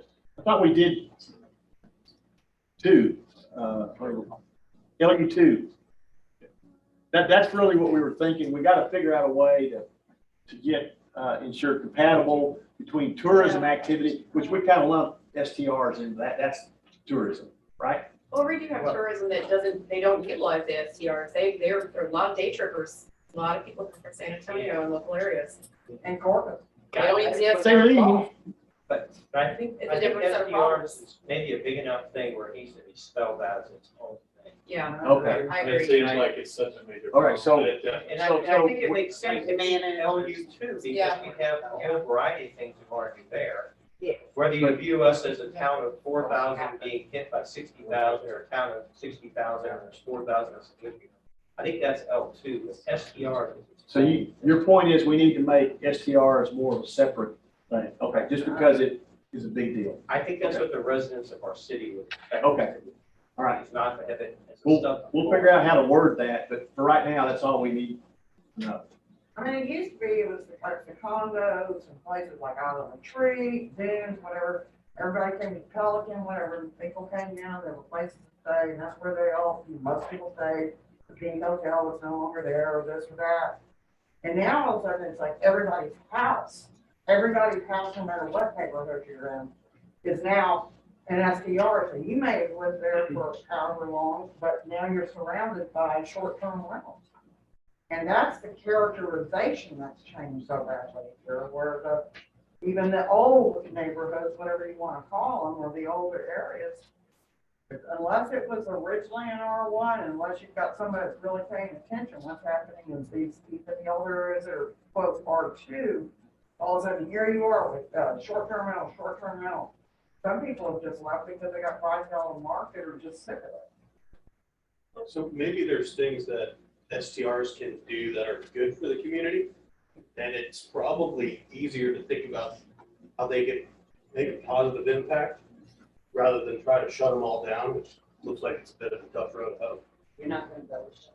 Huge amount of retroactivity that I don't. Well, this is the thing with protecting existing neighborhoods. So While maybe we're we on. can come up with 3 good things you can say about a short-term rental. We have some serious challenges ahead of us on zoning. When you get into it and you see the changes that have occurred, it's a mess. And we're gonna have a lot of issues in down zoning. I don't wanna use that word, but it's gonna end up becoming something in conversation, and it's gonna make a lot of people not happy. And when we're talking about protecting existing neighborhoods, I mean, some of it is out of control at this point. There's not a lot of tools that are available at this point to kind of put the cap back on it. And that's gonna be a really big challenge, because, if it's zoned and they're allowing, we're looking at litigation and all kinds of interesting problems that are gonna come forward. It's gonna be big guys. It's gonna be hard, It's a mess. it's hard, somebody said it's gonna be hard to get this genie back in the Yes. bottle. And so it's out and you got it, okay? So I think the attitude we've got to have at this committee level is how do we manage it and leverage it to get along? Yeah. I mean, And keep it from continuing.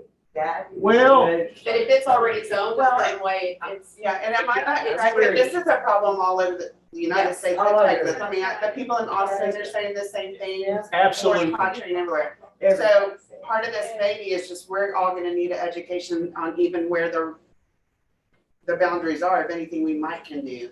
So the word manage, I think, leverage is gonna be It's good. gotta be, I mean, Because I know we've looked at it when we were on the housing committees, there's just lots of there's laws. a that housing restrict. shortage all over the United States. And it's made worse with the housing construction, what's it called, transitory, whatever it is. But anyway, it's the cost of building there's no more low-cost housing. Every house you build now is gonna be more expensive than the house you got. So that's gonna be the push. And so how do we manage I still think the right word is manage, because we're just gonna have to figure out how to live with this and make the best of it for all the rest of the folks that live here. And that-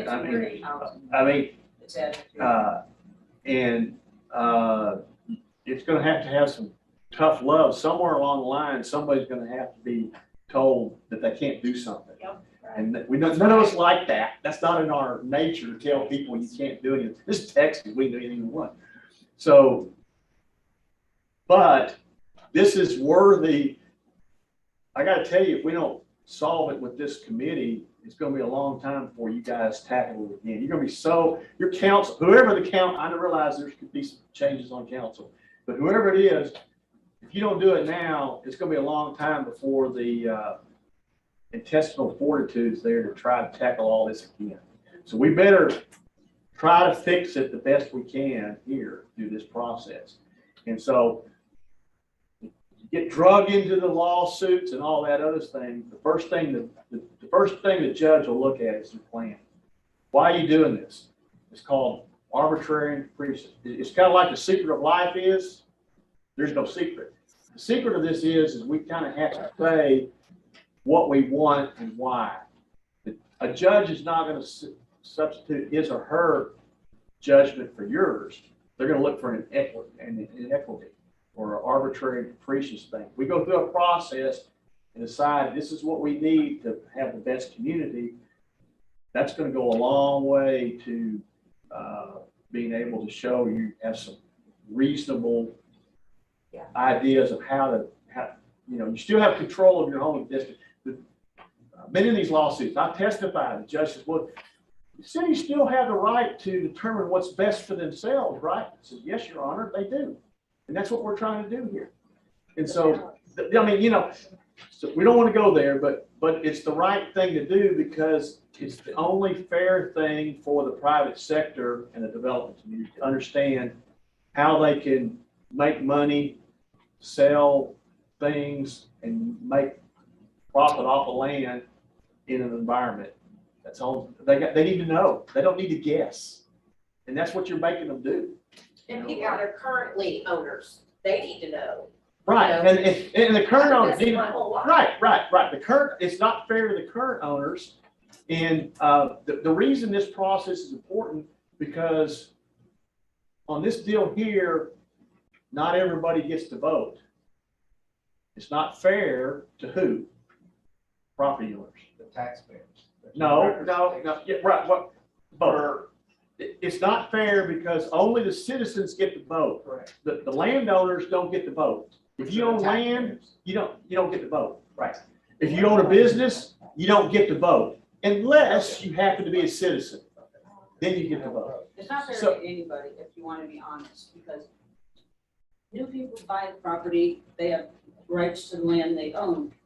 But if they build a 3-story building that has 25 people that sleep in it at night, how fair is that to the couple that's on their property next door and is retired there and has been there for 40 years? So it's not fair to anybody, okay? It's not, let's go with that. It's not gonna be fair to anybody. There's gotta be some kind of balance. Us against them, and there's gotta be some way to stop it. And for people to say, well, you live in a tourist town, you depend on them. No, I don't. In no way, shape, or form do I depend on them. Okay, my household doesn't depend on them at all. But that doesn't mean that I want my neighbor who does depend on them to go broke. So, and Portland wouldn't dry up and blow away if somebody didn't have a tourist industry. But that doesn't mean I don't want us to have a tourist industry. But I do want balance. That's I it. built my house and I think if we just agree on that, we'll somehow get there. But I'm tired of people telling me, well, you need them. I don't need them. But I would like for people to appreciate the fact that I quit telling me I need them and I shouldn't have moved here if I don't want tourists. I moved here 19 years ago and I had an off season. And I could take my kids for a walk and not be ran down. And I could go for a walk on the beach in this off season. And I'm tired of being told, if you don't like it, move. Excuse me? Well, I could sell my house. that's not our game here. That's not the game here. We're trying, we're a civilized group of people trying to figure out, you said, about, that's what we're doing. Did you have a comment? Yeah, so it's, there's a whole bunch of short-term rentals in Portland. But the infrastructure, so it's not arbitrary and capricious, but there's got to be some way to manage this, or the infrastructure can support. We've had sewage backing up and we have people that, emergency response considerations, evacuations, that you're gonna have to evacuate Allen under, pre-Harvey type conditions, again, there's legitimate. There's only one way in and one way out of this house. There's the town, the city, the island can only support so much, period. Now, maybe you can pack them in and go 1,000 feet high, you think. The infrastructure can't support that. So there's gotta be some balance and some control within the bounds of what the island can actually support. And so it's not gonna be arbitrary and capricious, it's gonna be thoughtful. And we just gotta get all our stakeholders to at least, we're never gonna agree on all of it, I understand that. But I think in this comprehensive plan, we get a lot of people to agree on protecting the beach. We get a lot of people to agree on protecting the school system and protecting the arts and all the things that make this a community. And then the infrastructure, I think itself probably limits some of the stuff until such a point as the infrastructure can support it. But isn't that part of what the plan is for, is to figure out and to know we're all, I mean, there's a lot of incoming growth out there. Well, And to know what that incoming growth is and be able to plan effectively, efficiently, and with the goals in mind. there's only so much left. Proactive is very good. You're true enough. There's only so much left, but what's left, right now, I'm trying to understand where the curve is. I mean, we've done this, y'all, but I'm with y'all. We've done this on this growth in 4A right now. Now, somewhere along the line, the deal is this growth is going to go and do this. Because why? Number one, there's two things that are going to affect it. Number one, we don't have the infrastructure to support it. There's only so much capacity in the sewer treatment plant or water plant, and then we run out of land. That's going to be the two things that limit it. So, but when is, I mean, are we all going to be suicidal by the time we get to, by the time we get out here? I mean, But isn't that true? I mean, yeah, isn't that true? There's only so much land, but the sky's the limit, right? right. So it can go like this and like that. Well, Because but it's already like this. I'm actually thinking, you don't follow. what's the slope on this? What I'm trying to figure out. Do it and ask goodness. I'm the chairman here. Everybody be quiet. I'm the chairman. Until you elect one, I'm the chairman, which I think y'all elect one.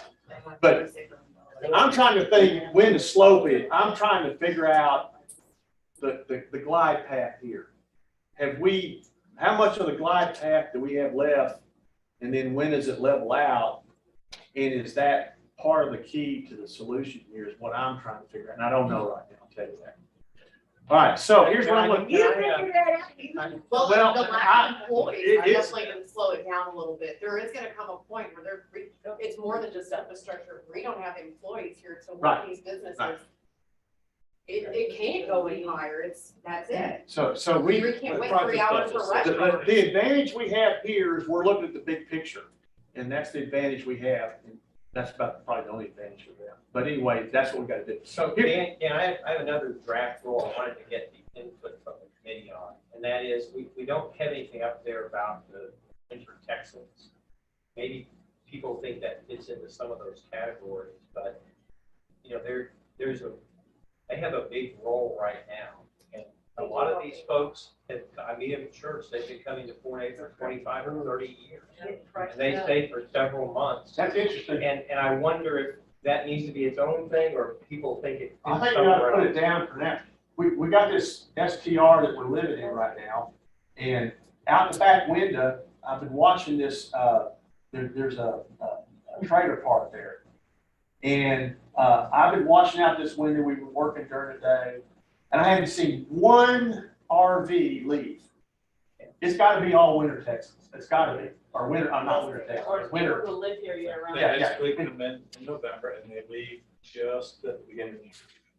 So they'll start pulling out, but here pretty soon. But if you think about it, that's part of our solution, I think, to some of these other issues about sustainable No, it's like businesses normal and all people. of that is, Well, they're great. not. Yeah, they're great. They really are. So we need to think, and they're not STRs because they're As here a was little said, while. they stayed here forever. Some of these RVers, that's affordable housing. I'll bet you got people living in these RV parks that are here that aren't winter.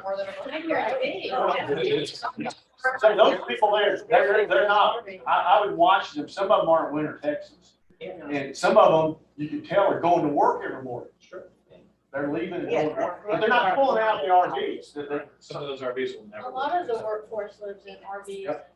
Okay, right, by the time, okay, here's what I I gotta want to say something that I think is very important that I feel like you need to come to understand about our tourism as you're studying through everything. It changes from season to season to season, just as you and season of the winter Texas. And the people that come in September and October are very much, yeah, we've always got the base people that like to come, several times a year. But my experience being in business the last 5 years and talking to people constantly, like always on full, but our tourism is very different in September and October than what it would be in June and July. And very different when our winter Texans come. And then we have another little break that's more family oriented for spring break. We have managed to kind of remarket ourselves a little bit here. But yeah, we have a changing truth. We don't have the same truth the whole time. And I think that's going to be something that's important in that we get some indicators about, well, which ones do we like best and how can we get more of that? You have me figure this out. That's your neighbor little stuff, Alright. not little. All right, I gotta cut off the discussion, because here's what I gotta Right do. there, I have to be one. Because I was a poor church chairperson, and you didn't elect one yourself. They're going, you're doing You're doing a great. fine job. Okay, You're all doing right, great. all right. So here's what I gotta do, I gotta assign homework, because here's what I'm gonna do. I'm gonna go down the line here and talk to every, and you're gonna be the first one, so you can think about what you're gonna do. I'm gonna go by, I want every CPAC member to say, are we close or not?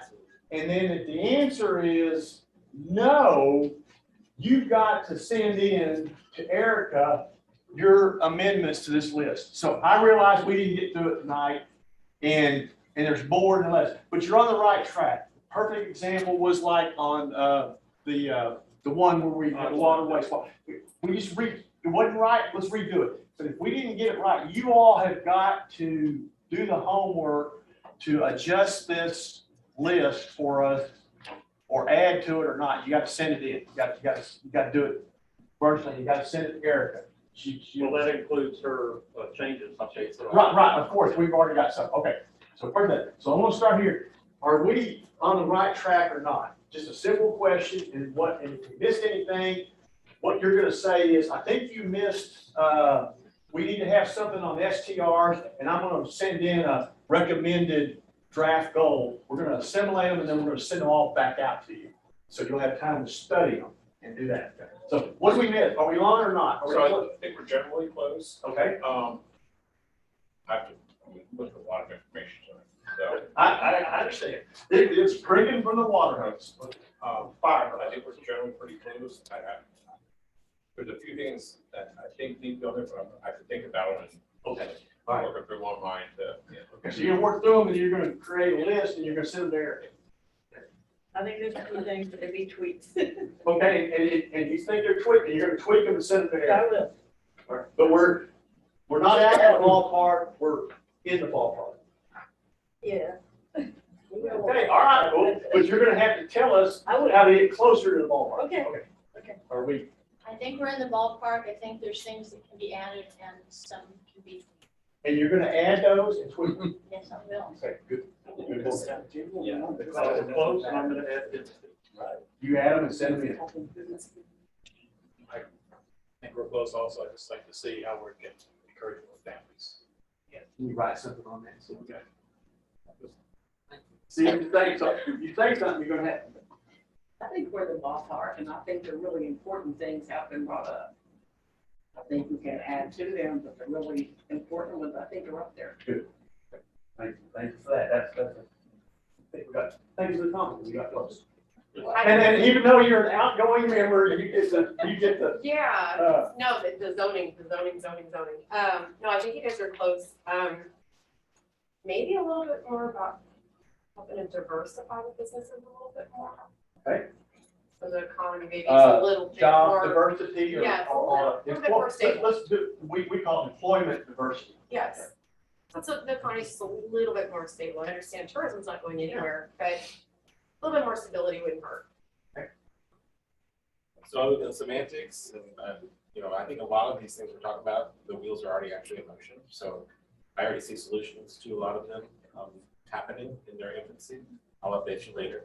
I'll send you my notes. Please do. Please do. Anything along. Yes. So get it. And I'll say this too, because I've been part of the chamber's process too, and that's what I appreciate about the chamber is a lot of this is matching up pretty well. Again, the balance, the moderation, those kinds of things. I think it's gonna be fun next to talk about, do you call them strategies, like the strategies for reach or Yeah, action steps? Stuff we got to do. So absolutely in the ballpark. I think we're on the right track. Is there another count? I own all of it. Yeah, John. Oh, yeah, of course. I raised several already to be added, but I really want to study the residents' comments more. Okay. And I'll And send then- in additional items as soon as I study. And after you study them, you'll send some more in. Any other members? Can we have Erica's email address? Good, that was Yeah. the question I was gonna ask. Yeah. You're gonna get it. You're gonna get it.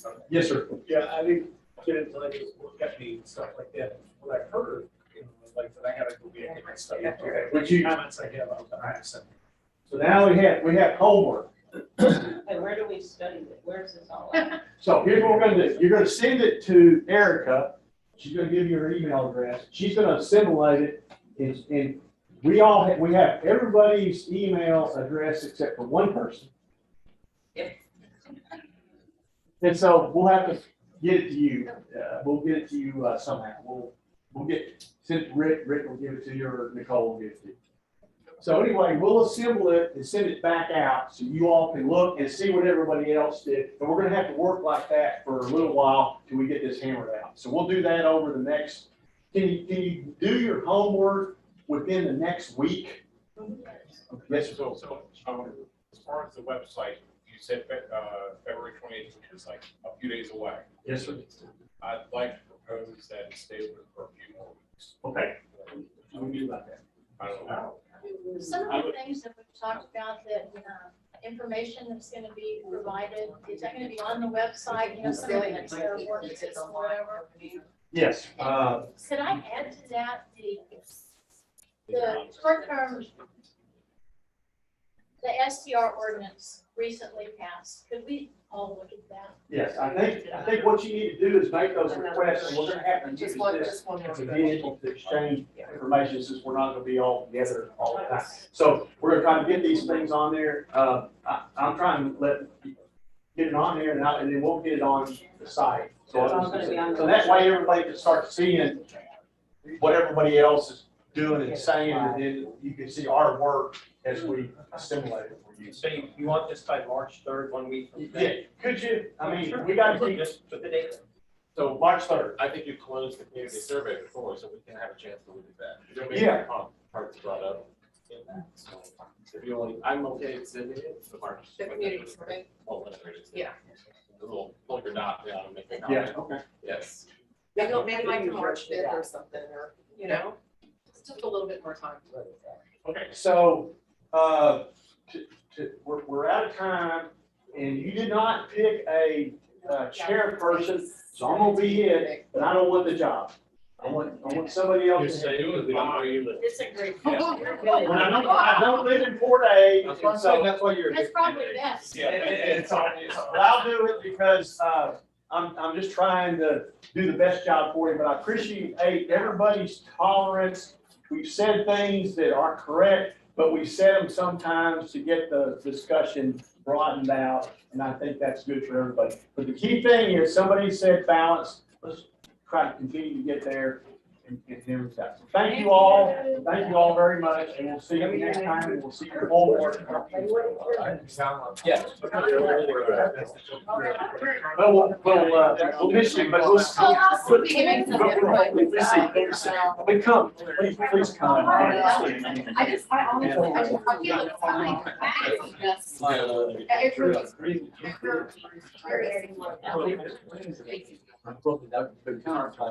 Yeah, I will, and I thought said it was. Oh, well, I didn't, I thought about it. Just nice meeting you.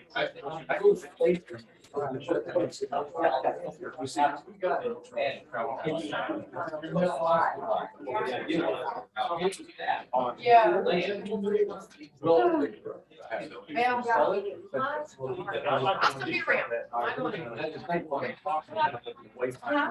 I do actually have some right now. Yeah. And we can, I think you have some, somebody said we can carry the loading. That'd be really helpful.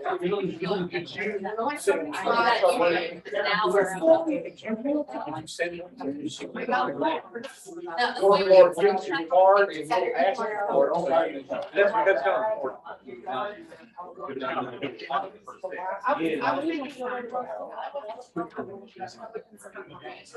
Really, that's what I do right there.